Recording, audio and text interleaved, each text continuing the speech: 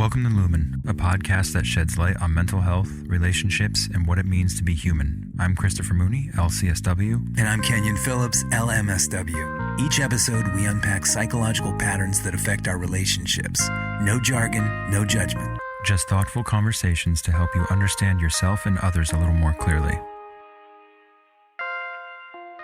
Today, we are going to talk about codependency. Codependency, it's a word we hear a lot. Yeah. When caring becomes too, you lose yourself in it. Yeah. When you care too much and your life becomes organized around somebody else. The way I talk about it with clients a lot is rather than being the star of your own movie, you become a supporting role in somebody else's movie. The joke about codependence is that when they die, they see somebody else's life flash before their eyes. That's an awful feeling, but you're like the best supporting role. Oh yeah, you're getting an Oscar nom. Right, because everything about this relationship, this kind of phenomenon looks like you are the most caring. Everything is dependent on that other person's. No, you're like existence. The perfect friend, the perfect parent, the perfect partner. Right. But it does. It looks like incredible devotion and care from the outside. But on the inside, if you're the person doing that caretaking, if you're the codependent person, you feel like you're drowning. You're reorganizing your whole day around somebody else's mood, somebody's whims. You feel responsible for their pain, for their happiness, for the choices they make. If there's, recovery involved, you feel responsible for their sobriety. Absolutely. And I think the difficult part here, Kenyon, is that feeling happens, but most people don't have the word to identify it. Right. It feels like drowning, or it feels like resentment, or it feels like anger building, but there's not really an identified word, or maybe that draw. It's just happening through the relationship, but we don't really have the word for it, so we can't say, oh, it's this thing that's happening.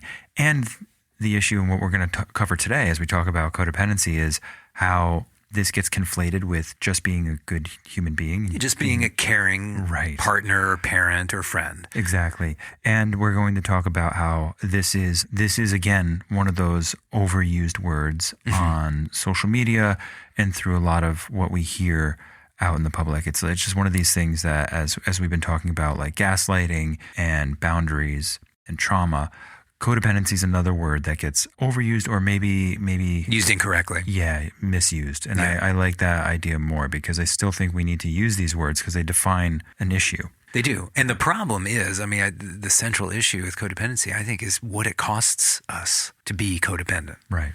So let's talk a little bit about why the word codependency gets complicated. And, this word came out of a lot of addiction treatment and addiction research in the 80s when we really started putting more effort into finding out really what's behind these patterns of in addiction other than just the use. And specifically, researchers found patterns that were observed in partners and family members of people that were alcoholics or had alcohol use disorder. That's when I first heard it. We had an intervention for a family member who had an alcohol use disorder and this probably would have been 1988. Yeah. And there was, the codependency was the watchword. Right. Because don't be codependent. Yeah. And it was a really useful way to describe the ways people around somebody who had an active addiction would organize their lives around managing that person or fixing that person or trying to control the addiction. So what we'd see is this would be like the mom trying to maybe rationalize or caretake or kind of making sure there wasn't alcohol in the house, or the dad was getting home there would be no alcohol in the house, there'd be nothing that could be used or set anybody off. So you start getting into that whole realm too of let's not upset the person who has the active addiction. So everybody's walking on eggshells, right? But it's so everybody in the family ends up managing their life in the other person's life just to kind of keep everything status quo. Yeah, you become hypervigilant about the other person, the person who's the problem or the issue. You hear the term walking on eggshells a lot. Absolutely. And so what happened next is that term ended up getting broader and broader, as a lot do, right? And as kind of, I think, use scenarios change and as time goes on, we now it's used to describe anyone who cares deeply, worries about others, or finds meaning in relationships. And I think that's where we want to like kind of say, hey, this is where we're going to call it out. That's not a bad thing if you care deeply, worry about others, or find meaning in relationships. No. Barbra Streisand sang famously, people who need people are the luckiest people of all. We do. I think you and I talk about connection all the time. Yeah. As a measurement of mental health. Like how connected are we to other people? Yes, it's okay to need people. Right. There's a term for that, and that's called interdependence. And interdependence versus codependence. And we're going to come back to this a couple times today, but interdependence means it is that need for other people. Codependence is when you're immersing yourself in somebody else's life, that your life is defined by the other person's existence. And your value. You derive all of your value and self-esteem and self-worth from the degree to which you can manage, quote unquote, manage somebody else's life. That's right. So the question there is, it's not, do you care about other people? No. It's, have you stopped existing as a separate person in the process of caring for other people? I mean, that's the question for somebody who is, I think, a legit codependent. Well, this goes back to the boundary conversation we had. And I think it's the question is, do I know where I end and another person begins? Oh, totally. Totally. And if we recall that's we need not a hard definitive line on that, but we need to have a real solid understanding of what that line is. Now we're supposed to have control over where that line is, but if we don't have an understanding of where we end and another person begins, then that can actually be a really healthy space or not a healthy space, but it's a space where codependency kind of grows in its way, right? Yeah, that's the dark, warm environment that it needs to spawn. It's healthy in. for this thing, which is maladaptive or can be maladaptive. And again, I want to be clear that codependency is not. It doesn't have to be a bad thing. And I think we talk about the term, it gets used as a bad thing. It's kind of you're codependent. There are many situations when you think about parents who love each other or love their children or love each other or families where you want to be caring. You want to be, you want to be there for somebody consistently. Sure. And there's going to be situations where, my happiness, it does rely somewhat on whether my partner is happy or not. Like if my partner is miserable or angry, then it's going to feel crappy for me too. And if it's because I did something or didn't do something, right, then I do need some level of codependency. There's some level of like having my internal feelings rely on what their reaction is to judge whether I should be like making adjustments. How accountable, we are. I want to make an adjustment in the relationship. So it's not all bad. No. And that's why it's worth discussing. Right. Let's define it. Right. I mean, the clinical definition of codependency is a pattern where your sense of self, your emotional stability, your sense of worth, your self-esteem become organized around managing, fixing, saving, or controlling another person. And usually that other person is somebody whose behavior is unpredictable, painful, problematic. Yeah. That's the distinction right there. So when I was giving the example of codependency as like an okay thing, it's that distinction where the person that you're in a relationship with, it's that their behavior isn't unpredictable or painful.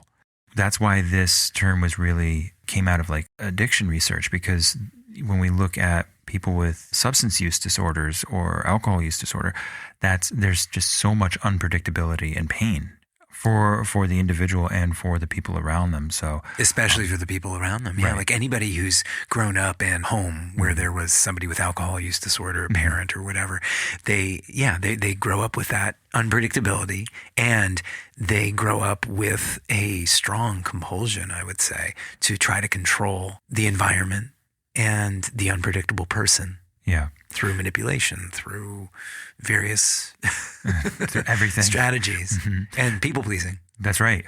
So I want to break this down a little bit. So you gave the core definition, which is, so self-worth being tied to another person's state. That means if that person's okay, I'm okay. Right. If they're not okay, I'm not okay. It's super simple.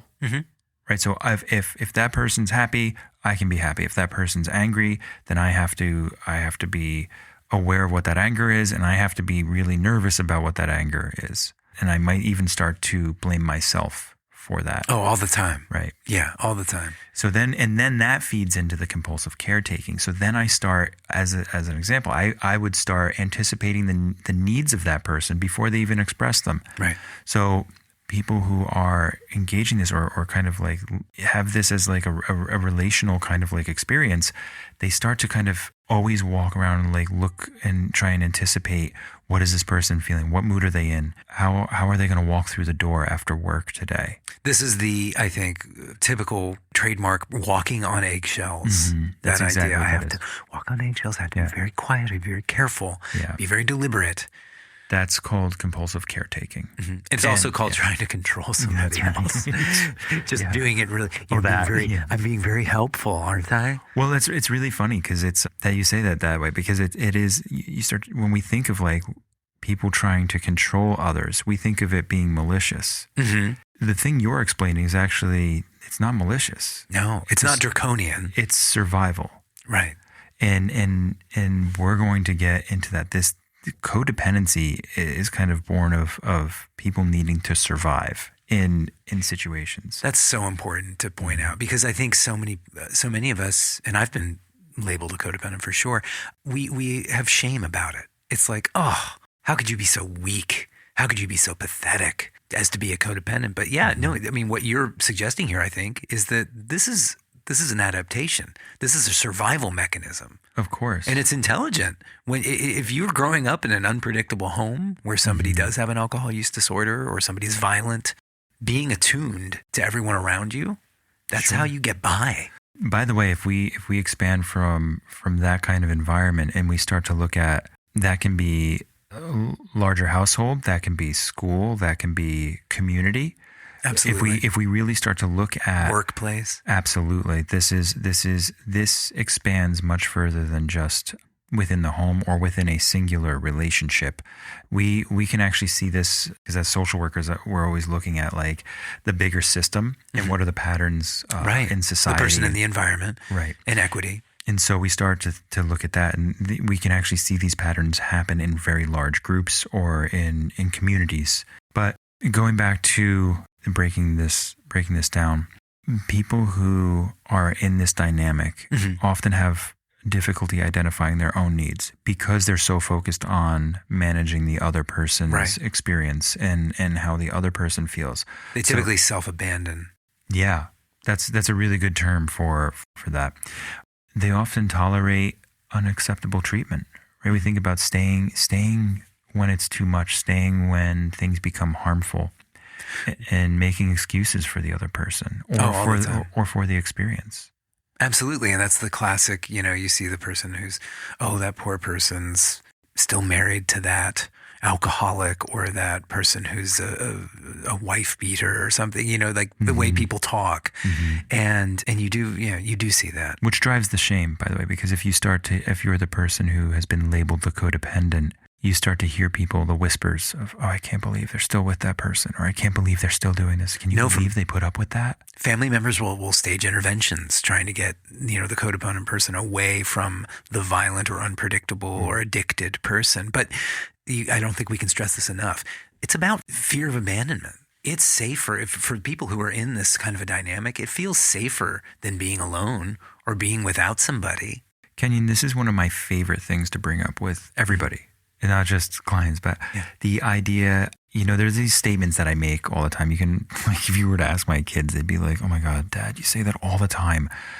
This is one of them, that negative attention is better than no attention. Absolutely. And as human beings, our fear of being alone, and we talk about this all the time. If you go back through our other podcasts, our conversations that we've had, our fear of being alone will outweigh everything else. And we will do anything we can to not experience that pain as human beings, because remember, we're just like hairless monkeys, or mostly hairless monkeys. Right. So we need to be part of like that group. We need to be part of the group to survive. It's very primal for us. So negative attention means we're still getting attention.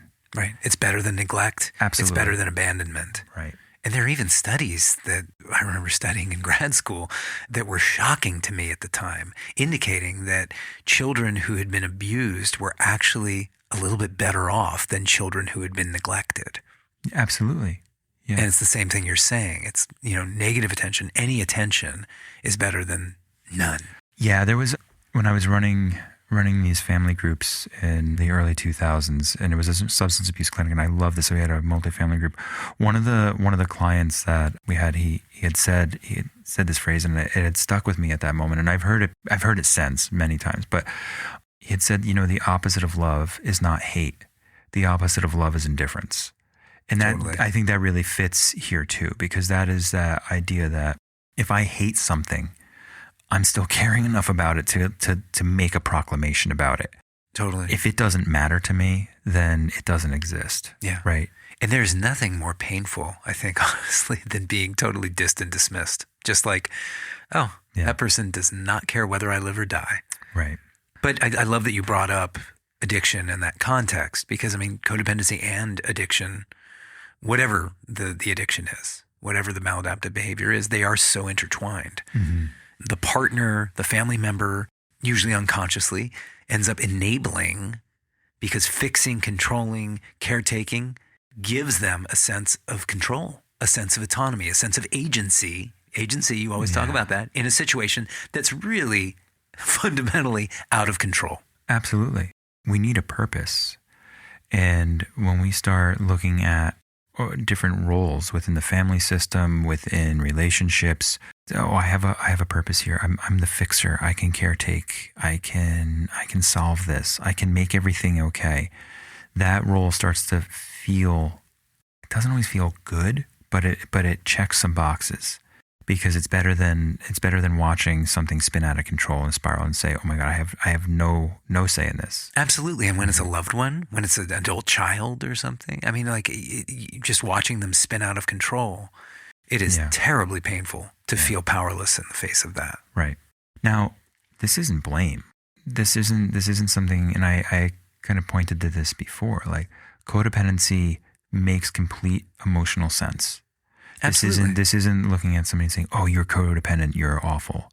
This is something that makes sense. It's survival. It's helping, it's caring, but there's still an element of it that needs to change. And that element is that piece about self-worth, that if I don't do this, I'm going to be worse, or I feel worse about myself, or I'm not going to survive. And that's the thing for, people who have grown up in environments where they needed to be codependent to survive and to adapt, understanding, oh wait, I'm an adult now. I'm no longer a child. And the threat that I grew up with in my family of origin, for example, is no longer real. Mm-hmm. But I'm still acting as if I need to be, codependent with my boss or my partner or my kids. Right. Where the shadow remains, that's where we want to shed some light and introduce alternatives. But absolutely right. No, this is not about shaming or blaming people for making as we said before, a very intelligent adaptation to an unpredictable environment. Which is the issue I see in treatment primarily. And, I started this by saying, hey, let's talk about these words that get flagged for us on social media and get overused. I actually think the clinical world is doing some damage here, because this is one of the words that gets thrown around a lot and thrown at people seeking help and trying to make sense of a really kind of painful situation. And they get labeled something right away. And when they're labeled that, they're kind of put in a box and just like dismissed. Yeah. Oh, that person's just being codependent. Right. Or look at they don't have enough agency. And you mentioned before, oh, they're weak. Can you believe that they're still there? And I think back about all the different substance use programs and treatment programs I've worked in, and I'm sure you can reflect on your experience with that too, and think about how often these labels get thrown around on family members and friends and loved ones and partners and kids and everybody else trying to manage chaos. Right. And how damaging it is just to throw a label on them. Absolutely. So we need to be really clear that this isn't just even a social media issue. This is actually a shout out to like clinicians in the field. please be careful about how you're labeling people with these words, because codependency is not a bad thing. It just means somebody cares. We have to help them understand where their line is. Right. And that's where I think it's helpful to say, okay, this is what codependency is not. Right. Like, here are some non-codependent situations that are often mislabeled as codependent or codependency. Worrying about someone you love who's going through something really hard. Yeah, that that sounds like you're being a decent human being. Right. Wanting to support a friend, a partner, a loved one during a difficult time. Mm-hmm. Feeling sad, maybe, when someone that you care about is actually struggling. Yeah. Just feeling sad. It is sad. Mm-hmm. It is heartbreaking. Mm-hmm. Being emotionally affected by people close to you. Well, that's what we're talking about. Like I had mentioned earlier, if my partner is upset about something and I'm close and I'm connected with them and I love them, then that is correct. That is a correct response, is for me to say, oh, is there something I can do to help them feel better? Absolutely. Absolutely. That's not a bad thing. That's just you caring. You are emotionally connected to that person. Right. So that's not codependent. And then also, this is important, needing connection, needing closeness, needing intimacy, needing reassurance sometimes. Yeah. That doesn't mean you're needy and pathetic and maladapted. I talk about all these cognitive distortions and anxiety, and how often people with anxiety and obsessions how often people seek reassurance. And that's another thing that gets labeled as really maladaptive or bad. Right. Stop seeking reassurance all the time, or, hey, you just accept this, what it is, and move forward. But you're right. We need some reassurance sometimes. We need a cheerleader sometimes. We need someone to say, yeah, no, you are on the right path. This is working. Absolutely. And I have no problem with giving people who need a lot of reassurance. I'll give you as much reassurance as you need until you can start feeling more reassured. Yeah, sometimes that is one of our jobs as therapists. It's not to fix the problem. It's to be there and believe in somebody and hold that while they can't. Yeah. And if that takes reassurance, that takes reassurance. If that takes, cheerleading and kind of saying no, you got this. I'm here. We're behind you. And you kind of pull in the family members, you pull in anybody you can. We're allowed to tip the scale. Absolutely. What I mean by that is we're allowed to put our finger on the scale so that it tips in our favor. I love that. There's nothing that says that we're not allowed to do that. No. And it's the same. I remember when I was coming up as an artist, I needed reassurance. It is so terrifying to get in front of a microphone and sing and record for the first time. Of course. And I needed mentors. I needed people around me to say, that's really good. You should work on that. That's really good. You know what? I think you could do it even better take. Sure. And that's how I developed self-confidence. Yeah, it's only taken me about 15 episodes and three or 4 months to start to even feel remotely comfortable doing this. Exactly. And you keep reassuring, no, you got this. And other people have been absolutely amazing. It's no, this is great. I love it. And again, there's no shame in needing reassurance and in needing connection. You mentioned interdependence before. I did. So interdependence is not codependence. Interdependence, it's healthy. It is. It's a healthy relationship. It involves mutual need, mutual care, mutual influence. You hear the same word over and over, mutual, right? This idea that we affect each other. Right. There's an open flow. Remember when I talked about boundaries, I talked about them being the valve. And the valve, right. The valve. See, I really felt like that was a good example. I don't know if it really resonated for everybody, but the valve. And that's what I feel like. There's a valve that we get to control. So if you and I are in a relationship and you get your valve, I get mine, and we get to kind of regulate that between us. That's mutual. Right. And we do that through communication, verbal, nonverbal. We do that through joking. We do that through whatever it might be. Absolutely. But we affect each other that way. If I change that valve and you don't change yours. So say yours is open and mine is kind of closed. All right, and I close mine off right away. Or maybe I pump a bunch of toxic stuff through it all of a sudden. Like I'm in a bad mood, so I'm going to pump a bunch of toxic stuff out of mine. And then all of a sudden you're like, whoa, I'm taking in way too much bad.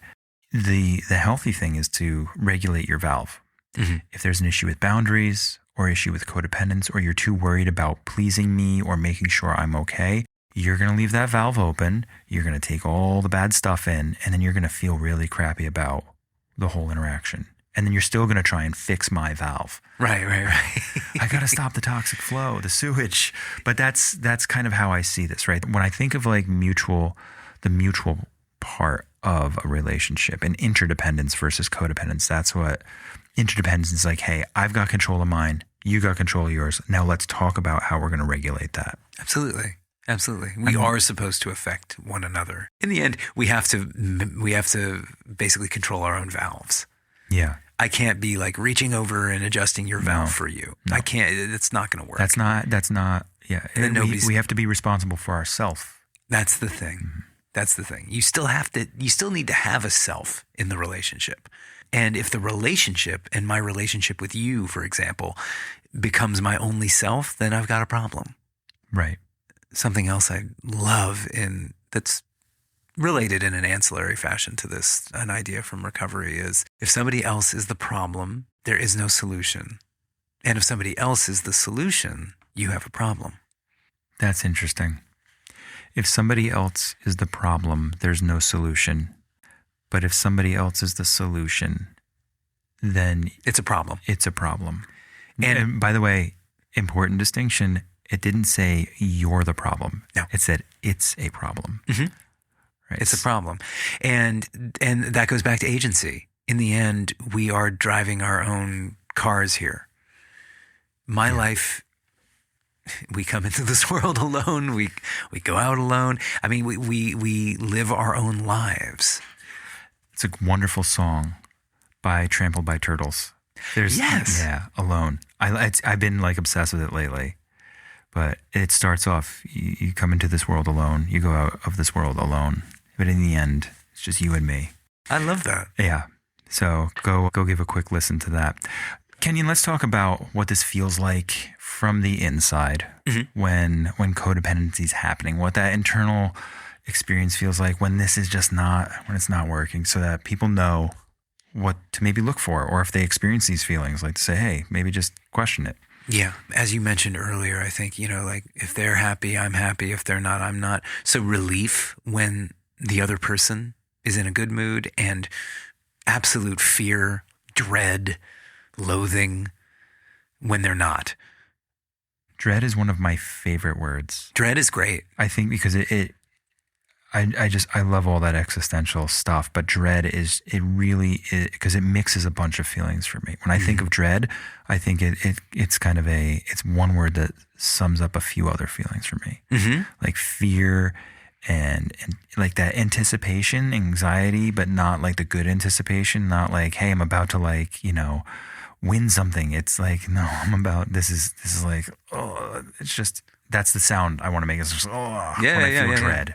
Absolutely. Mm-hmm. Like I can't bring myself to follow through with something because there's so much dread. Yeah. Dread is wonderfully evocative. Mm-hmm. Constant monitoring, being hypervigilant, reading the room, any room, the moment I walk in. Where's the danger? Where's the danger? Scanning for danger. Children of alcoholics and adult children of alcoholics, one of the most amazing ways to tell somebody's had some kind of traumatic upbringing, I think, is how attentive are they to every little detail in the room, right? And to every person. Like they walk into a room and you walk out and they can tell you where everything was, what was going on, what was the feeling in the room, like all of that in an instant. Yeah. In my experience, there's usually something going on there, or they've been through some stuff where they had this dynamic set up, where they had to constantly monitor and assess for somebody else's poor mental health or substance use issues, and not just alcoholism, and it's not just abuse, but poor mental health. Is my parent going to be okay? Are they mad? Is there anger? Are they passed out? Are they going to be there for dinner? Are they going to show up? All those questions, right? We can go through 400 different questions, but that's always kind of a tell in my mind. Absolutely. That's the caretaking. That reading the room, the moment somebody walks in, you're right. It's the caretaking. Yeah. And caretaking as distinct from caregiving. We've talked about this in other episodes, but caregiving is healthy. Caregiving is giving. Caretaking is actually has like kind of like a selfish or self-serving root to it. It's kind of strange because you refer to people as caretakers, but they're caregivers, and I think both terms get used. But a caretaker, as you mentioned before, is like for a property. That's right. There's a caretaker for the landscaping. Yeah. A caregiver is somebody who works in a hospital. That's a human. Right. That's a human. Working with other humans. Yeah. And so when we do that, though, if there's guilt when you put yourself first. So if you're doing that, and then one day you say you need to put yourself first for something, say, you know what, I really have to take care of myself. I have to go do this. And then there's a tremendous amount of guilt, even in small ways. Absolutely. That's another kind of flag for how codependency feels internally. And for those who are doing treatment for their codependency, guilt can be really useful, because often we tell people who are, working on their codependency and trying to move past it, hey, if you felt guilty, if you're feeling guilty right now, it probably means you stood up for yourself. It probably means you're doing the right thing. It probably means you're taking care of yourself. Yeah, we talked about this with people pleasing, right? Guilt is the first symptom of withdrawal. Right. Right. And I think it comes up with boundaries. It came up with gaslighting. Yeah. It's interesting. Guilt seems to be the withdrawal symptom for setting healthy limits and taking back a sense of agency. You pointed out something too about guilt. It doesn't mean we're doing something bad necessarily. It does often mean that we're doing something new. It means we're doing something new, and it means it feels like a mistake. Right. But it's not. And whenever we try something new, it can feel like a mistake. I'm not doing this right. I need to practice. I watch my son learning to skateboard, and it's like he's, I see that in motion. He's trying new things. He's trying to ollie. He's trying to go up the ramp. He's learning that he's going to fall a lot. And, the more he falls, the better he gets. Right. And I think that's the same for all of us, trying new things. There's this vague sense, I hear this a lot, this vague kind of feeling of not knowing what someone likes or what they want or what they feel. It's always like kind of separate from them. And and I hear this so often of just like, what are you into? What do you want to do? And people have a hard time kind of pinpointing it. And it's because their emotional state rests so much on what another person is, what their state is. That they lose their sense of self. Try asking a codependent where they want to go to dinner. Wherever you'd like. What do you feel like tonight? Yeah, exactly. There's a resentment that comes with part of the cost of codependency. There's a resentment that builds quietly. It's really confusing, or it can be. What makes it confusing? Because the person is saying, well, I chose this. No one's holding a gun to my head to take care of this person. Yeah, I'm choosing to stay in this relationship. I'm choosing to be here. So it's my own damn fault. Right. And yet, why am I so angry? Why is there so much resentment? Yeah. Why do I feel exhausted also? I think that's the other thing that comes with it. So managing all that resentment, which does build, and I think people, it's so kind of covert. It's exhausting. Yeah. It's exhausting trying to manage my own life and just manage my own feelings and the rapid changes throughout the day and identifying them and not reacting to them. Can you imagine having to manage another human being's emotions on top of yours? That's a full plate. That is a full plate. Well, you end up giving up yours, right? So that's what happens in a codependent relationship. I don't mean you, Kenyon. No. But I have. I think that's what happens is that it's so overwhelming. The plate is so overfull that we end up giving up any of our needs. Yeah. And then we're exhausted trying to manage another person's needs. But on paper, it doesn't look like that. It's like, well, I'm showing them so much love. Yeah, I love this person. I'm married to this person, or this is my child. Well, that's confusing. Right. A huge, I think, component of that exhaustion too is hypervigilance. And if we talk about like how this affects our bodies, if hypervigilance is our baseline, and it often is for the codependent person, you're always scanning for danger. As you said, you're walking into a room, you're looking with you're clocking everybody's vibe, everybody's mood, where everything is. You're holding your breath a lot without realizing it. Oh yeah. You're breathing really, really shallowly. I hear that from people all the time. I didn't take a breath. Right. I'm reminded of you're talking about all the body things. It reminds me so much of the fight or flight, freeze or fawn. Yeah. Back again. Here it is. It's the root of every episode. Somebody's gonna call me and be like, "Dude, you gotta stop." Yeah. But seriously, the anxiety response, those sympathetic and parasympathetic states. Absolutely. Right? So the holding your breath, you don't even realize it, and then that physical sense of relief when the person leaves the room. Oh, I know that one. Followed by guilt, though. Because when they left, because you're feeling relief. Like, yeah. How dare I actually feel better that they're not here and I don't have to be on? How many times do I hear from a person who's working on their codependency in therapy, am I a terrible person? Am I a terrible person for that? And it's like the moment they start standing up for themselves, the moment they start leaning into their own agency, immediately that's the question. Oh, am I a terrible person? Hypervigilance, it's, we can go on and on about it. It means your nervous system is always scanning for danger. Will Robinson, danger, Will Robinson, always watching for what might be potentially coming down the pike. So in a codependent dynamic, that scanner is always focused, laser focused on the other person. There is going to be a very distinct line for the people who understood your Will Robinson reference and the people that don't. It's basically going to be nobody understands my Will Robinson reference, and I'm totally okay with that. That's okay. Love it. Embrace it. Right. Just be you, Kenyon. I wasn't scanning for I wasn't scanning for relevance or approval. I was not scanning for relevance or approval. I approve, so that's enough. Okay. So let's move. We could talk about this all day again, as I mentioned. Yeah. Let's talk about what actually helps when it comes to codependency. Yeah, how do we deal with this? Yeah. What do we do when we're kind of like in this space? I always say awareness before action. I like that. Tell me more about awareness before action. We always want to skip to like, just what's the quick fix? How do I fix this? How do I fix it? How do I change this? I'm not going to change if I don't know what the hell I'm doing and when I'm doing it. So just notice, hey, did I just reorganize my whole day around, my partner's whim, mood? Or what I assumed their whim or mood would be. Ooh, even better. Yeah. Right. But just notice it. What was happening? Did I have a plan before that happened? Before everything got sort of thrown out of whack? Mm-hmm. But just like being aware, we really are, it's a fact. We're not going to be able to make sustainable change or growth before, that action isn't going to happen before awareness. This is like the definition of therapy.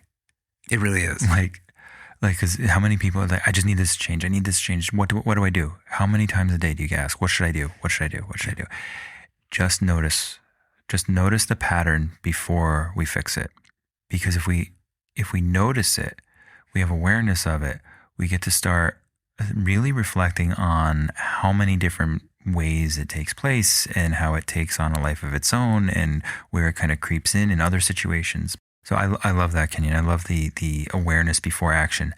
I think one of the ways I really love to address any of these things, and I tell people this all the time, look at where your feet are. Locate yourself. Yes. But literally look at your feet. When I tell people that, I'm like, look at where your feet are. They're like, oh, yeah. And in my life, I go, no. Really actually take a moment, slide back in your chair and look at where your feet are, because it helps you stop. It helps the cycle stop. It helps all the thoughts, everything. And you're just checking in on yourself. And from that, you say, okay, my feet are on the ground. Maybe you're sitting, maybe you're standing, maybe you're barefoot, maybe you're not.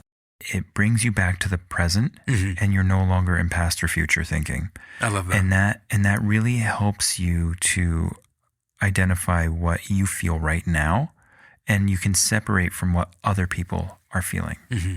And I think that's actually really good practice for every day, even if we're not dealing with codependency issues. That's a really good practice. Just consistently checking where your feet are, locate yourself. Absolutely. Remember that we have a body. That's all the body-based stuff that I love to do with dance movement therapy too. Mm-hmm. It's like, how do we get back into our bodies? Right. Well, so there's a couple things we do when we're locating ourselves. So we can journal, we have therapy, right? We have creative expression, anything that can make me separate from us or other more visible. Yeah. To reinstate selfhood, I think is what you're talking about there. Yeah. Absolutely. And again, let's go easy on ourselves. This takes time and it takes practice. Absolutely. If you're not in the habit of remembering that you are a distinct person in a body. You talk about this all the time, not even just in the context of codependency, but tolerating discomfort. This is the biggest struggle in existence right now. I think if somebody were to say, what's the thing you see that everybody's really having a hard time with? It's this, practicing sitting with discomfort. We are incapable of tolerating anything uncomfortable right now. More so than ever. Everyone, I feel like. Everyone, every age, every demographic. It is just, we can't handle it. No. And discomfort shows up in a lot of different ways. It can show up as like boredom. Right. I can't tolerate being bored. Be bored. Be bored. Explore being bored. If you're waiting online, don't just take out your phone. Right.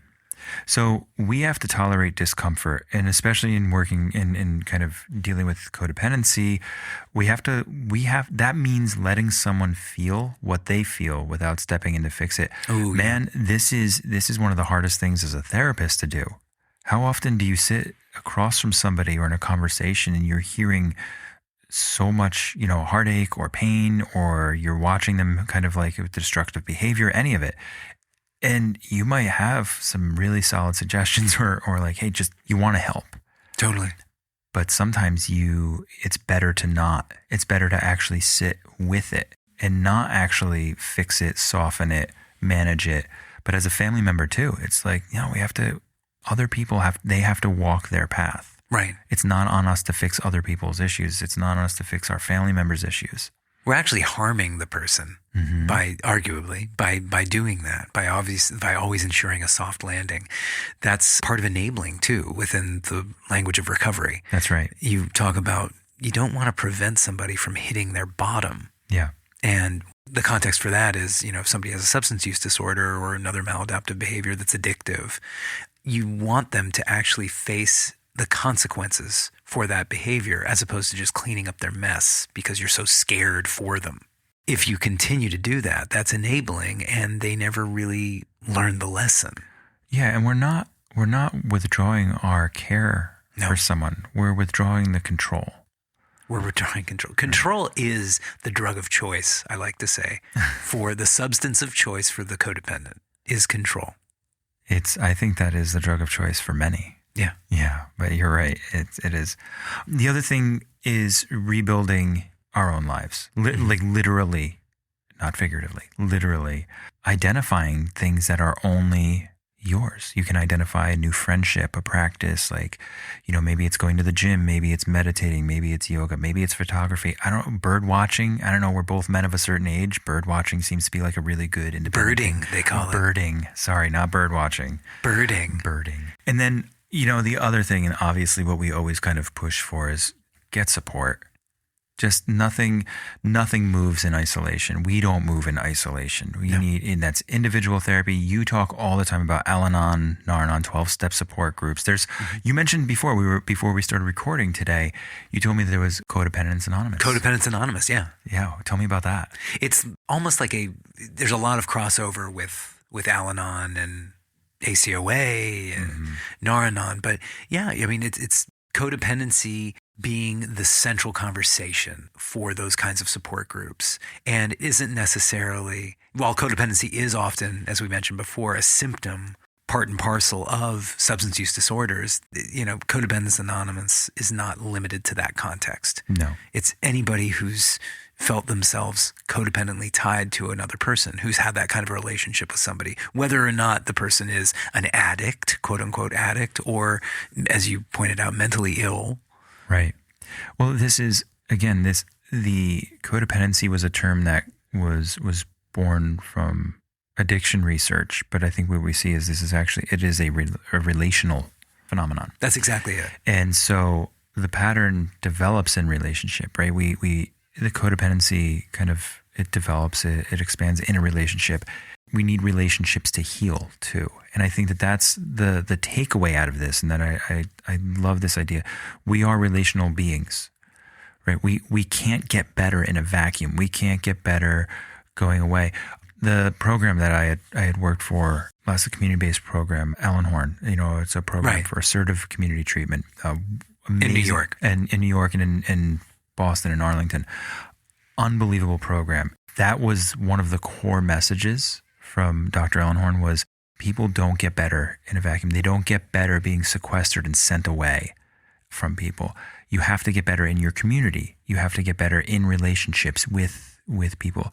So we look at where do you find those healthy relationships close to you, close to your tribe, to your group, to your culture, to your home. Absolutely. I think that's such an important part of this. So the pattern develops in a relationship. We can change that dynamic and insert healthy relationships to help improve that. Totally. That's why groups, I'm a huge proponent of groups because I think I've seen people get better even in peer-to-peer, just in support groups. Yeah.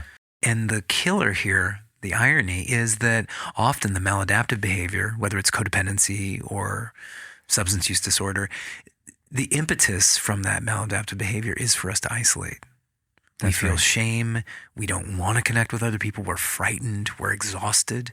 And so we want to withdraw. And that actually exacerbates the symptoms and makes the condition worse. All of these things, that shame is that dark, warm environment that you talked about before. Where all the bad things grow in the environment of shame. Absolutely. And most of the things we talk about often breed a feeling of shame. They really do. Shame is I am a mistake. That's that feeling. Guilt is I made a mistake. Exactly. That's a differentiation. Yeah.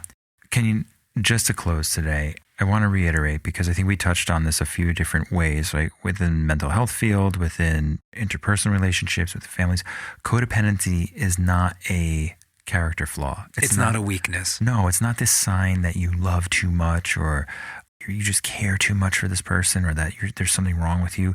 This is serious. It's a pattern that made complete sense at some point, probably long before the relationship you're currently in where codependency is showing up, right? This is something that's been steeped in survival and just in trying to minimize some kind of pain in the past. Absolutely. And the work here, if we're going to work on our codependency issues, it's not to stop caring. It's not to become this calloused being. No. The work is to build enough of yourself back, enough agency that you have something to give from. We always talk about this, like putting the oxygen mask on your own face before you put it on somebody else's face that you want to take care of. If we're really going to give something of value to other people, if we're really going to care well for other people, we need to be giving from our abundance. If I'm borrowing from my principle rather than my interest to take care of you, and I'm self-negating, self-abandoning, I'm not going to have anything left to give. That's right. I'm not going to be of any use to anybody. No, and that's not selfish. Holding on to your, as you said, your principle rather than your interest, right? Holding on to whatever's in your bucket, that foundation.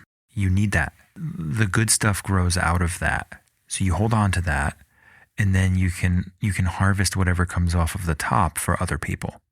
Absolutely. How's that for a closer? How's that for a closer? Nice. Harvest what your soil, yields. I live in the country now. I am all for the agricultural metaphor. That deep Connecticut country. I love it. Yeah, that's right.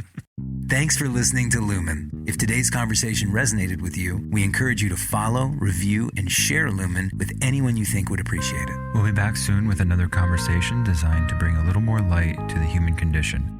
I'm Christopher Mooney, LCSW. And I'm Kenyon Phillips, LMSW. Until next time, take care of yourselves and each other. Lumen is for educational and informational purposes only and is not a substitute for therapy, diagnosis, or treatment. If you're experiencing a mental health crisis, please contact local emergency services or a trusted mental health professional.